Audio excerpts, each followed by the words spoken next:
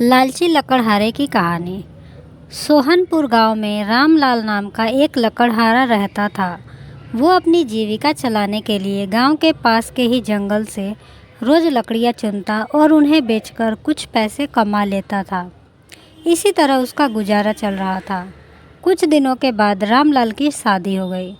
उसकी पत्नी बड़ी खर्चीली थी, इसलिए अब लकड़ियों को बेचकर घर चलाना काफ़ी मुश्किल हो गया था। ऊपर से रामलाल की पत्नी कभी नए कपड़े खरीदने के लिए तो कभी किसी दूसरी चीज़ों के लिए रामलाल से बार बार पैसे मांगती थी।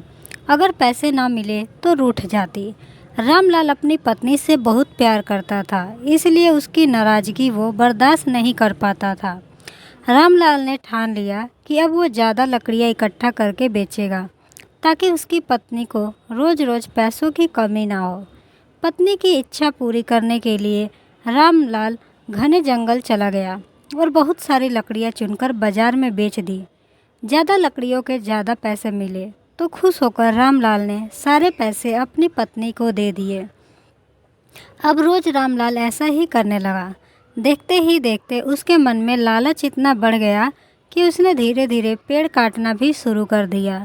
पेड़ काटने से और ज़्यादा लकड़ियाँ हो जाती थी और उसे अधिक दाम मिलने लगे। लकड़हारा हर हफ्ते एक पेड़ काटता और लकड़ियाँ बेचकर मिलने वाले पैसों से अपनी पत्नी के शौक़ पूरे करता था। अब पैसे ज़्यादा आ रहे थे तो घर भी अच्छे से चल रहा था। धीरे धीरे रामलाल ने पैसों को जुए में लगाना शुरू कर दिया। जुआ खेलने की लत ऐसी लगी कि रामलाल एक मोटी रकम इसमें हार गया।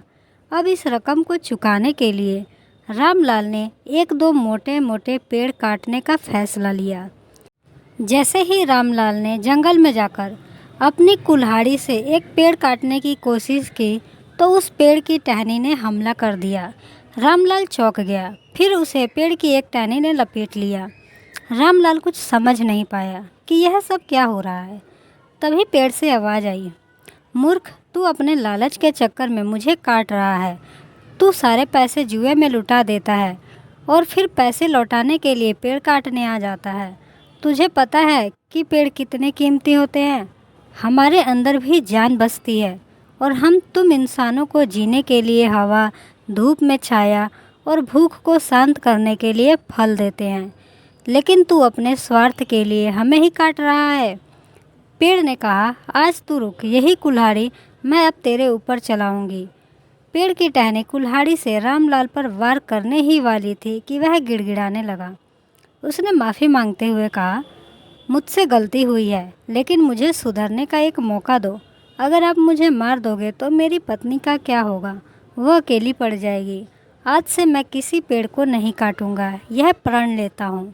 यह सब सुनकर पेड़ को रामलाल के ऊपर दया आ गई।